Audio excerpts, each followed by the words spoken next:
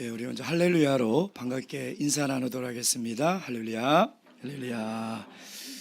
우리 분당에서 영상으로 참여하시는 우리 분당교회 성도님들도 한 주간 평안하셨습니까?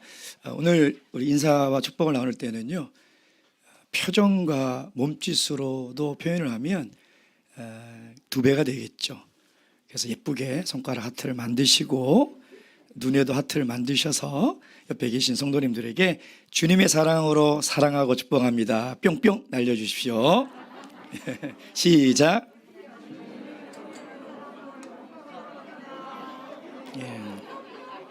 그렇죠. 뿅뿅을 하셔야 됩니다. 우리 아동부가 제일 잘해요. 예수님의 이름으로 하나님 말씀 증거하도록 하겠습니다.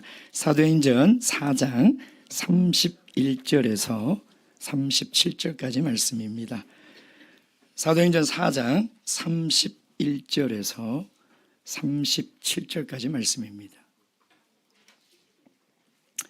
오늘 우리에게 주신 계시의 말씀을 통하여 우리 교회를 향하신 하나님의 뜻과 하나님의 음성을 다 들을 수 있도록 우리에게 주신 말씀으로 믿고 저와 함께 교도하도록 하겠습니다. 31절. 빌기를 다음에 모인 곳이 진동하더니 무리가 다 성령이 충만하여 담대히 하나님의 말씀을 전하니라.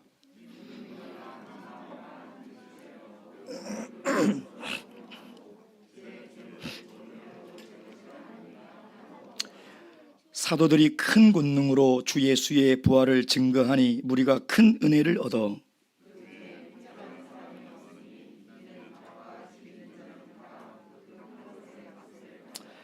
사도들의 발 앞에 두매 저희가 각 사람의 필요를 따라 나눠 주미러라.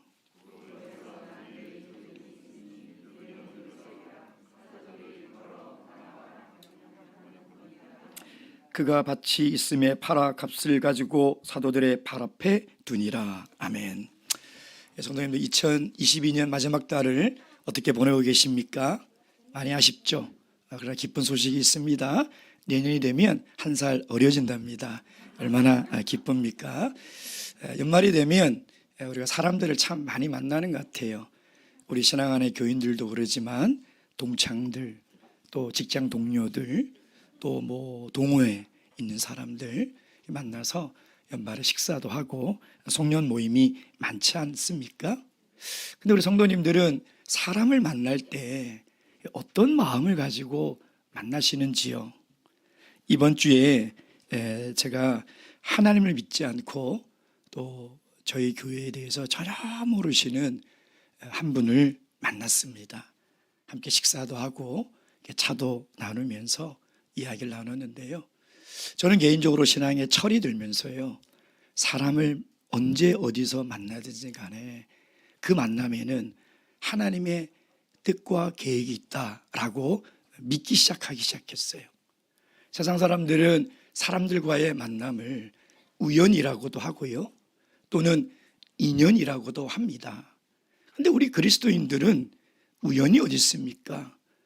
인연이 어디 있습니까?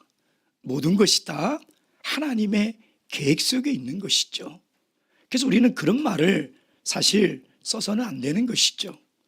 우리는 그것을 하나님의 섭리라고 이야기를 해야 합니다. 제가 이분과 처음 만나서 식사를 하고 저희 교회로 이렇게 오셨어요.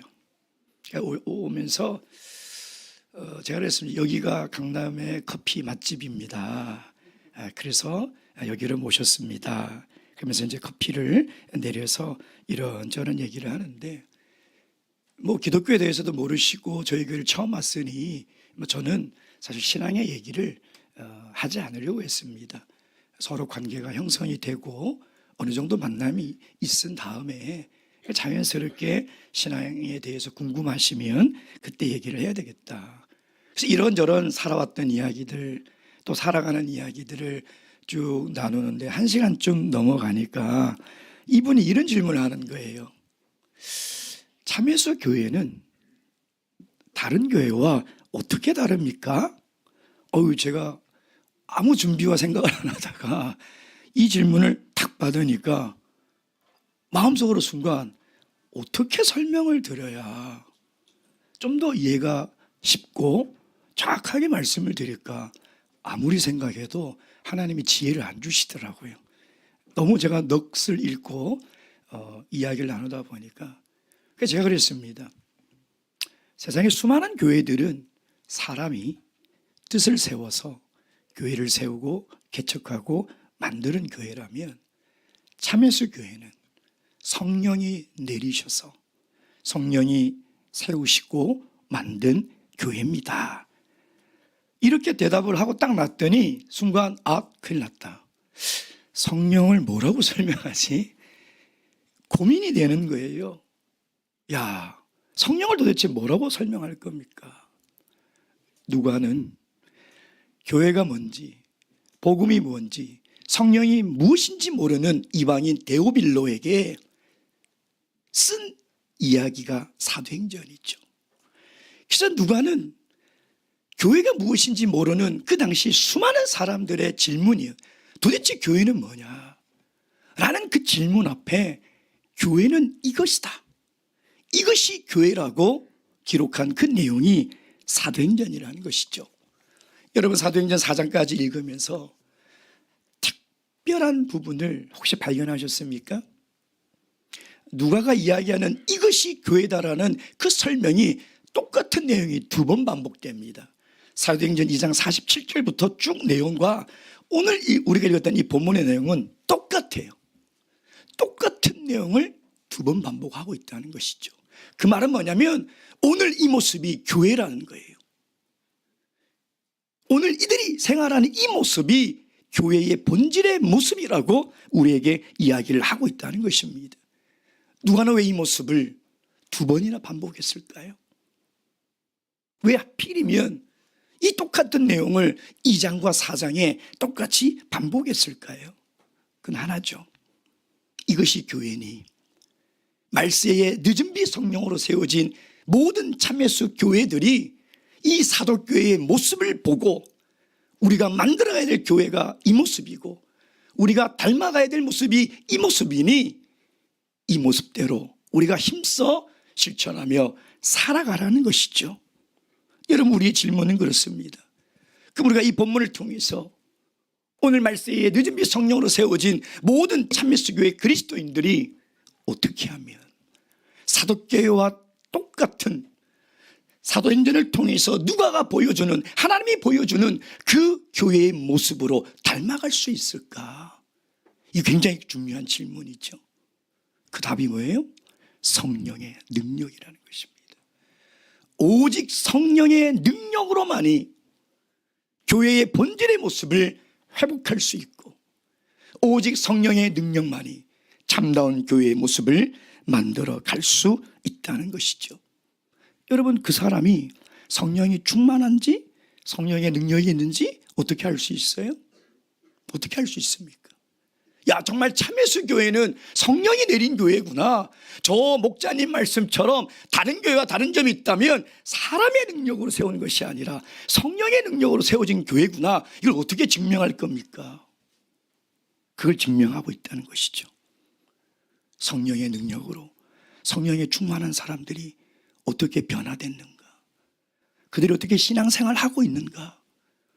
그들의 변화된 삶의 모습을 통해서 눈에 보이지 않는 성령의 능력, 그 능력으로 말미암아 세워진 그 교회를 오늘 우리에게 소개하고 있다는 거예요. 그래서 우리도 성령의 능력과 성령이 충만해진다면 세상 사람들에게 참예수 교회를 소개할 수 있지 않겠습니까? 성령의 눈에 보이진 않지만 성령이 무엇인지를 우리가 담대히 증거할 수 있지 않겠습니까?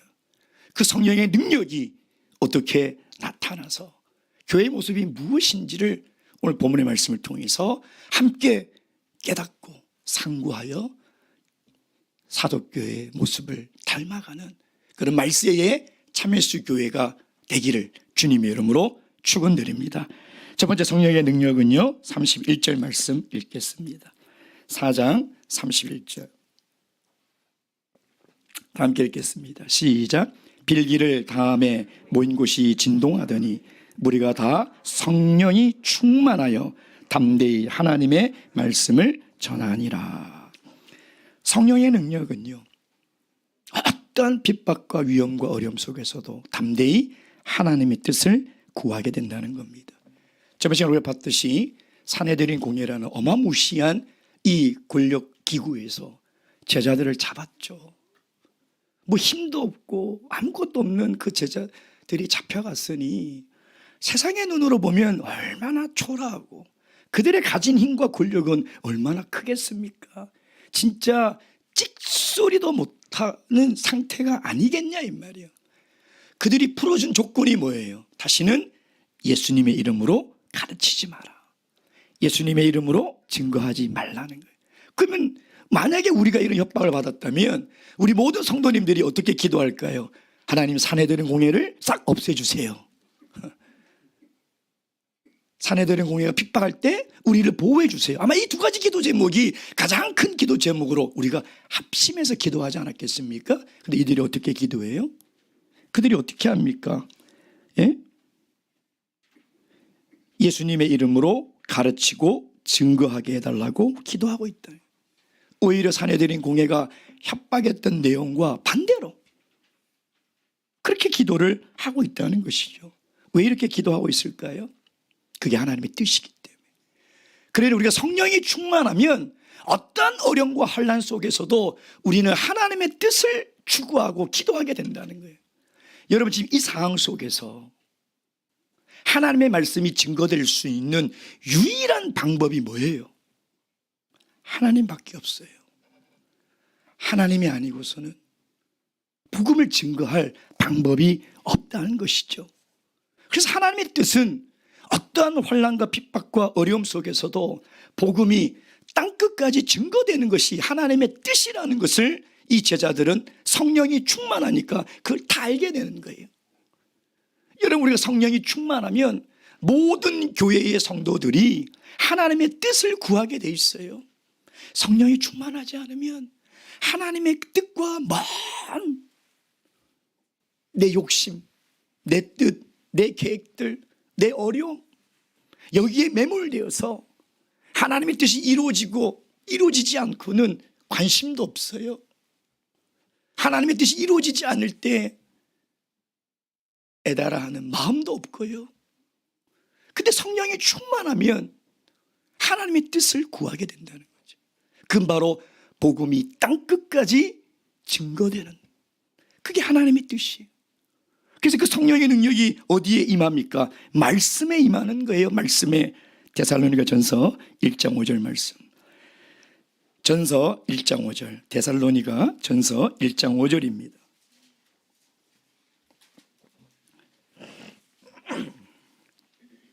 데살로니가 전서 1장 5절 말씀.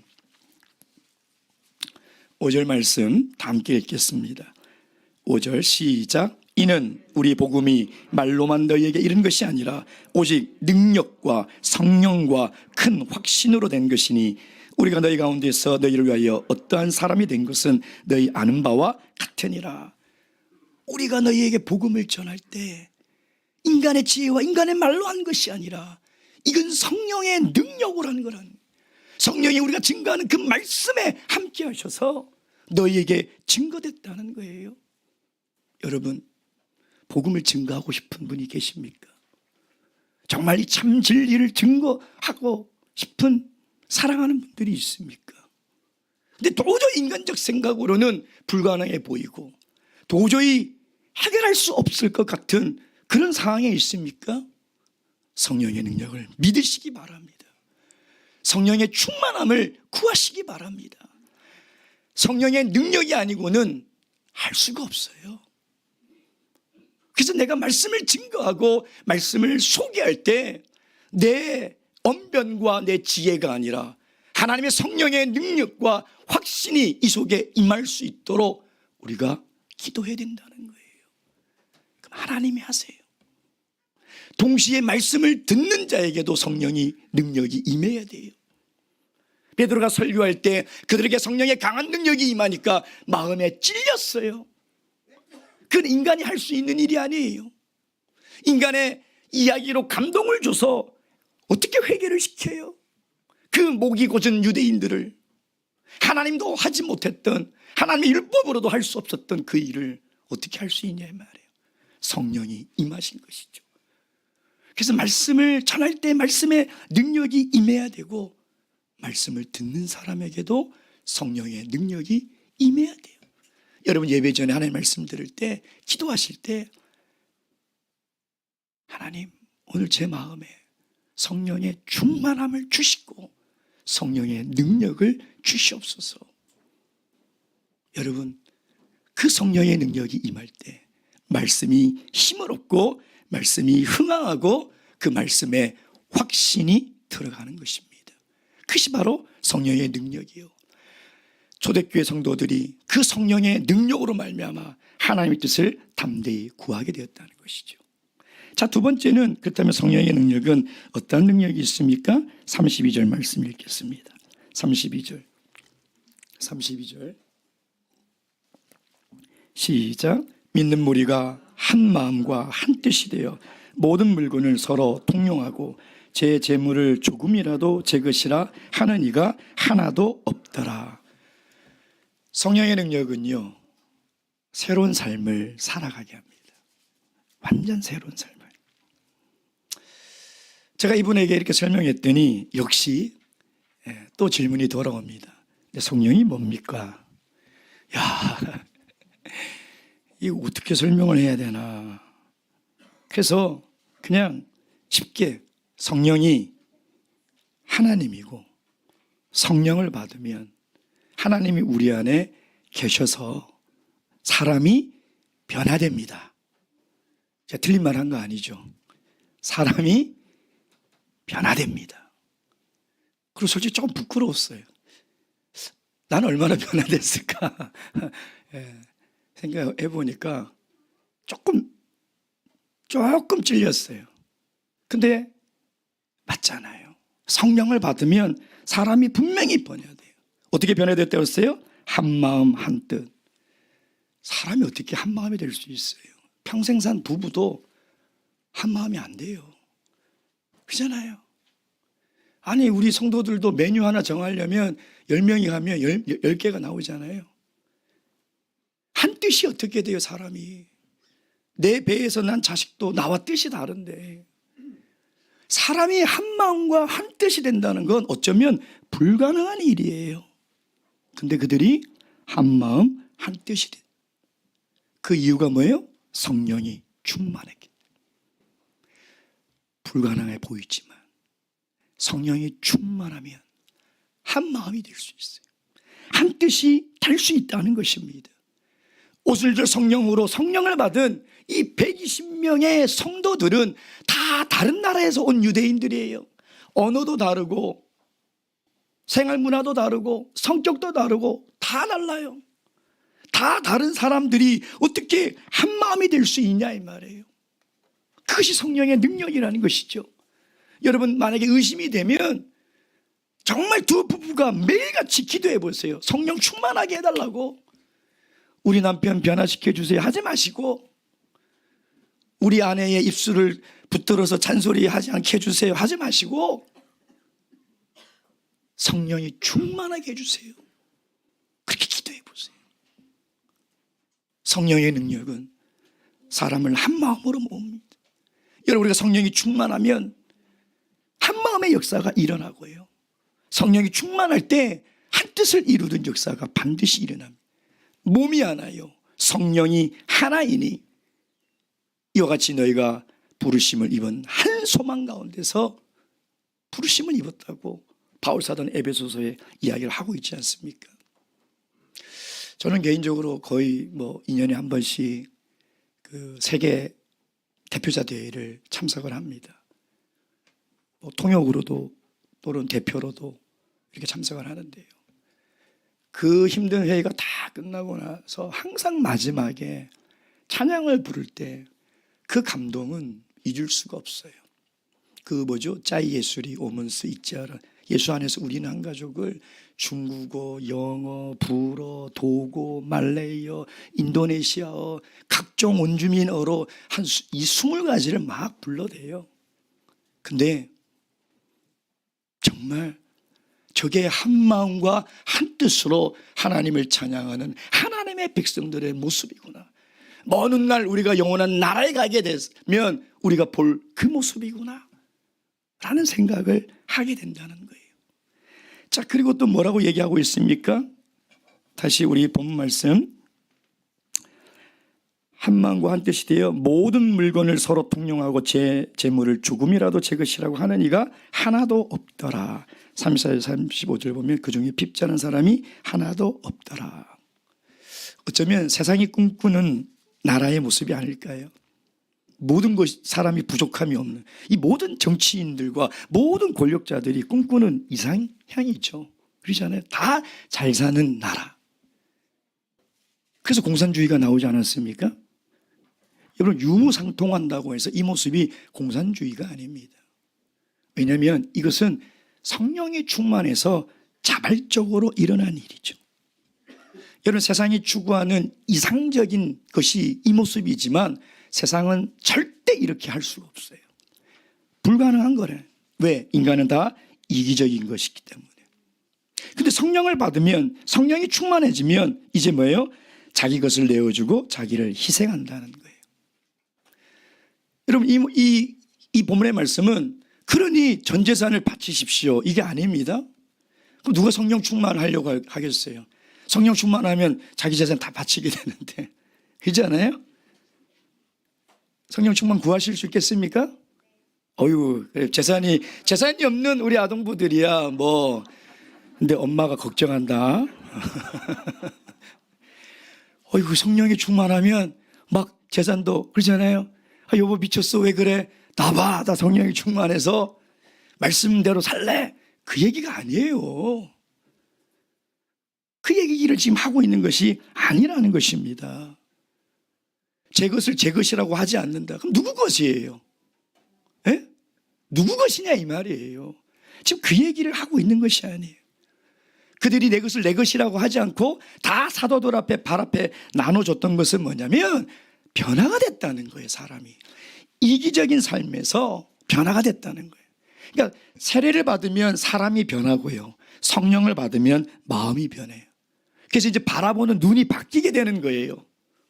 내가 성령을 받기 전에 바라보던 세상은 뭐예요? 거기서 내가 물질을 많이 벌고 물질을 누리고 내가 많이 가지고 만족하며 살아가는 세상이에요. 근데 성령을 받고 나서 세상이 달라진 건 없는데 내가 바라보는 세상이 달라졌다는 거예요.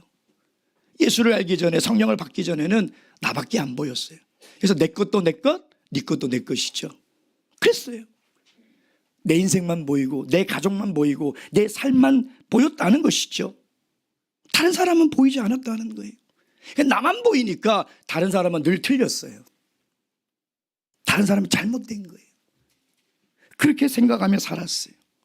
또 다른 사람 보면서 비교하고 시기하고 질투하고 부러워하고 또 나보다 못한 사람이 있으면 자랑하고 그렇게 살았다는 거죠. 근데 성령을 받으니까 어떻게 돼요? 아, 세상이 다르게 보인, 내가 다르게 보인, 그리고 깨달아지는 것이 한 가지가 있다. 인간은 다 흙처럼 연약한 존재고 다 바보구나, 다 바보 같구나. 하나님 앞에서 정말 흙처럼 아무것도 아닌 존재구나. 자랑할 것도 없고 나보다 못 가진 사람 본다고 자랑할 게 뭐가 없어요. 나도 바보고 그 사람도 바본데 내가 못 가졌다고 시기하고 질투할 것도 없다는 거예요. 그러니까 이렇게 연약하고 바보 같은 내 인생에 하나님이 성령으로 직접 내 안에 오셨으니 이게 얼마나 기적 같은 일이라는 거예요. 여러분, 우리가 잘 살아서 하나님이 우리 삶에 오셨습니까? 내가 정직하게 살고 내가 성령을 받을 자격이 있어서 하나님이 내 삶에 오셨냐 이 말이에요. 그게 깨닫는 게 있죠. 나의 나 된 것은 다 하나님의 은혜다. 내 것이 아니면 누구 것이에요? 하나님의 은혜로 내가 얻은 거구나. 하나님의 것이구나. 이것이 하나님의 것이었구나. 그동안은 내 것인지 알고 나만 바라보고 살았고 있다고 자랑하고 없다고 고민하고 불평하고 감사하지 못하고 살았는데 그게 아니구나. 그러니까 성령을 받고 나서부터는요, 이제 살아가는 인생의 무대가 달라진 거예요. 성령을 받기 전에 이 인생의 무대는 눈에 보이는 것 먹고 마시고, 눈에 보이는 것 쌓아놓고 돈 벌고 돈 쓸며 살았던 그곳이라면, 성령을 받고 나서는 이제 내 인생의 무대는요, 하나님의 은혜를 가득 채우는 곳이, 하나님의 은혜를 내 인생에 업고 살아가는 곳이 이제 내 인생의 무대가 되었다는 것이죠. 여러분, 성령을 받기 전에는요, 돈으로 모든 물건을 다 살 수 있다고 생각하죠. 그래서 그 돈은 내가 애써서 벌은 돈이니 뭐예요? 이 물건은 내 것이라는 거죠. 그래서 집도 사고 차도 사고 가구도 사면서 다 내 것이라고 생각하면서 살았다는 거죠. 이제 성령을 받으니까 뭐가 깨달아져요? 돈으로 살 수 없는 것이 훨씬 가치 있는 거구나. 행복을 돈으로 어떻게 사요? 진정한 기쁨을 돈으로 어떻게 살 수 있냐 이 말이에요. 여러분, 그거 좀 깨달으시기 바랍니다. 하물며 그래야 할진데 영원한 영생의 삶을 돈으로 살 수 있냐 이 말이에요. 그러니 사람이 변화가 안 되겠습니까? 물질을 바라보는 내 눈이 달라지고 살아가는 내 인생의 무대가 달라졌는데 안 변할 수 있겠냐 이 말이에요. 바보 같은 내 인생에 성령이 오셔서 이제 영원히 목마르지 않는 기쁨과 생명수와 영원한 생명을 우리에게 주셨으니, 이제 내 인생의 종착지는 여기가 아니구나. 여기는 잠시 머물다가 가는 세상이고 나는 저 천국을 향해 가는 순례자구나. 이걸 깨닫게 되는 거죠. 여러분, 생각해 보세요. 어떻게 사도교회 성도들이 내 것을 내 것이라 하지 않고 전 재산을 다 내어줄 수 있냐 이 말이에요. 너도 써라, 너도 써라. 어떻게 그렇게 할 수 있냐 이 말이에요. 이걸 깨닫지 못한다면, 성령의 능력으로 이것을 볼 수 없다면 인간은 절대 이렇게 못합니다. 왜? 이기적인 존재이기 때문에 할 수 없는 거예요. 그런데 그걸 성령을 받는 순간, 이 사람은 나와 천국을 향해 함께 걸어가는 순례자고, 이 사람과 영원한 나라에서 영원히 살 진정한 가족이구나 깨닫는 거죠. 남편한테 돈 주면서 이자 받는 분 계시나요? 자녀에게 용돈 주면서 갚어 하시는 분 계시나요? 가족은 그러지 않아요. 가족이라는, 우리가 진정한 가족이라는. 그래서 성령의 능력을 받으면 이제 그 성령의 능력으로 우리의 삶이 변화된, 이것이 교회란, 이것이 성령의 능력과 성령의 충만한 사도교회 성도들의 모습이란. 재산을 바치란 말이 아니라 물질을 바라보는 우리의 시각을 바꾸라는 거예요. 내 인생을 바라보는 관점을 바꾸시고 세상을 바라보는 믿음의 눈을 가지시라는 거예요. 바라옵기는 성령의 충만함으로 저와 여러분이 새로운 마음으로 변화된 삶을 살아가시길 주님의 이름으로 축원드립니다. 마지막 세 번째, 이 성령의 능력은요, 부활을 믿게 됩니다. 33절 말씀 보겠습니다. 33절 다 함께 읽겠습니다. 시작. 사도들이 큰 권능으로 주 예수의 부활을 증거하니 무리가 큰 은혜를 얻어. 이분과 대화가 1시간 넘게 이어지면서 이제 마무리가 될 쯤에 우리 이 선생님께서 그런 말씀을 하시더라고요. 저는 교회도 성경도 모르고 하나님도 모르지만요, 예전부터 눈에 보이는 세계가 있다면 눈에 보이지 않는 세계가 있다고 믿고 있습니다. 이런 말을 하시는 거예요. 신앙생활을 한 사람들 중에도요, 영적인 세계를 안 믿는 사람들이 있어요. 제가 솔직히 놀랐어요. 종교성이 있으시구나. 그래서 이분 정말 예수님을 알고 물과 성령으로 거듭나 하나님의 백성이 되었으면 좋겠다라고 기도하고 있습니다. 여러분 어떻게 생각하십니까? 정말 눈에 보이지 않는 영적 세계가 있다고 믿으십니까? 어떻게 믿을 거예요? 31절 말씀. 31절. 빌기를 다음에 모인 곳이 진동하더니, 이 말은 뭐예요? 땅과 건물이 막 흔들렸다는 거예요. 지진이 아니에요. 초자연적인 현상이 일어났다는 거죠. 왜? 보이지 않는 영역이 존재한다는 것을 보여줄 수 있는 것은 초자연적인 현상밖에 없어요. 사람들은요, 우리 인간이 가지고 있는 이해, 이성의 밖의 이야기들을 이야기하면 다 뭐라고 얘기해요? 야, 그건 공상이야, 상상이야, 이렇게 얘기하죠. 그 이유가 뭐예요? 물질 만능주의 때문에, 눈에 보이는 것만 믿는 과학 우상주의 때문에 그런 거예요. 그래서 물질이 모든 것을 다 할 수 있다고 믿고 있어요. 우리가 돈이 있어야 살 수 있고 돈이 있어야 살아갈 수 있다. 이게 뭐야? 만몬을 숭배하는 물질주의라는 거예요. 그러다 보니까 세상 사람들은 인간의 가치도요, 물질로 재단을 해요. 물질이 많으면 야, 저 사람 성공한 사람이야. 물질이 없으면 저 사람 실패한 사람이야. 어떻게 그럴 수 있냐 이 말이에요. 어떻게 사람의 존귀성과 가치를 그 물질의 소유로 판단할 수 있냐 이 말이에요. 근데 우리 세상은 그렇게 살아가고 있거든요. 눈에 보이는 것만 믿고 눈에 보이는 것만 추구하며 살아가고 있거든요. 특히 과학은요, 눈에 보이지 않는 현상, 눈에 보이지 않는 결과는 믿지 않습니다. 증명해 보여야 돼요. 고린도후서 4장 17절 18절 말씀 보겠습니다. 고린도후서 4장 17절 18절.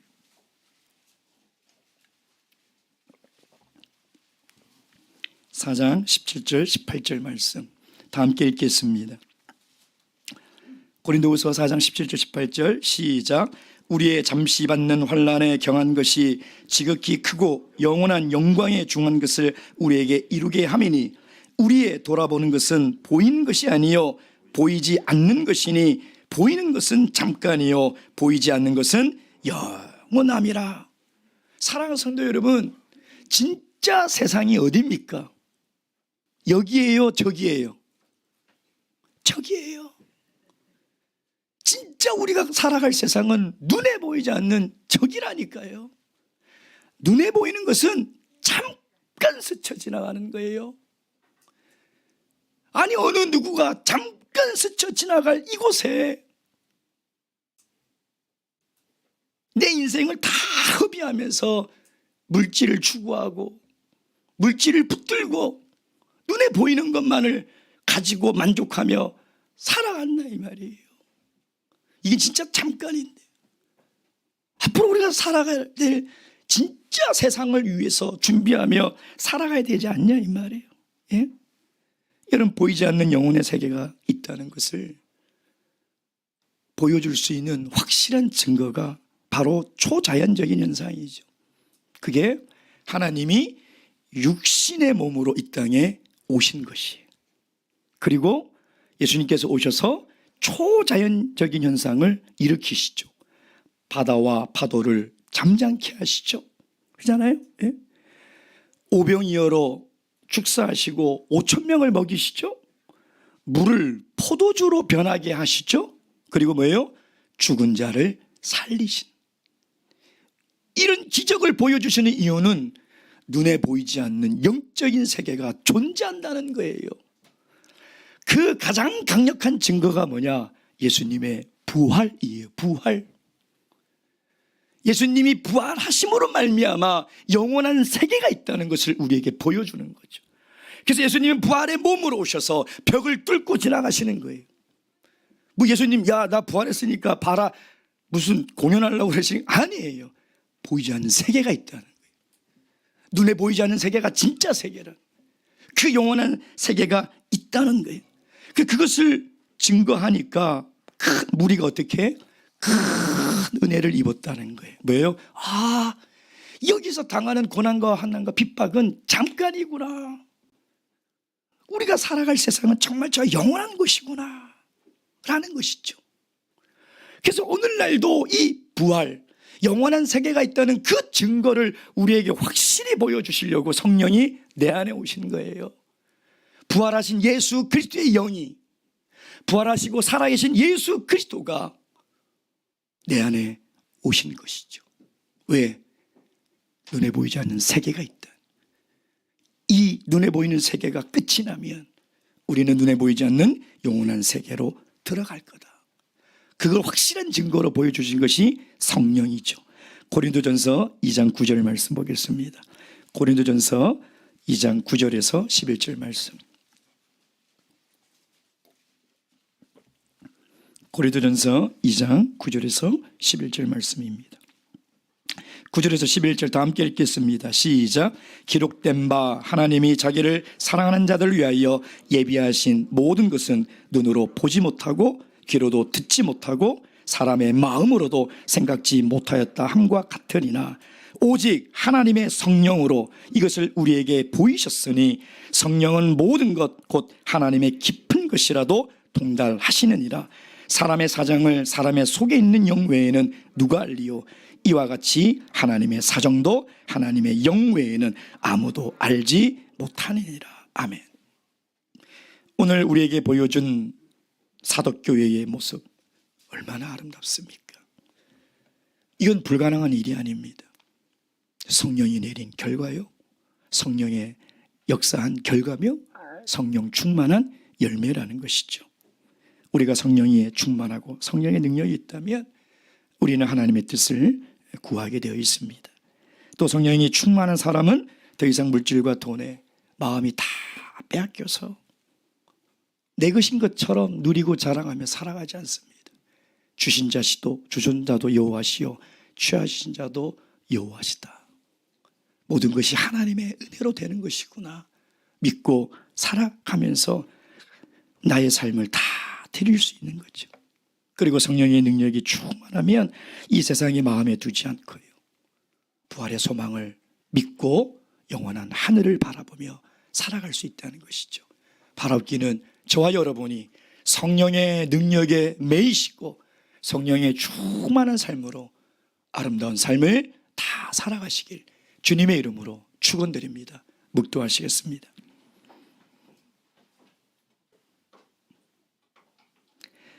할렐루야.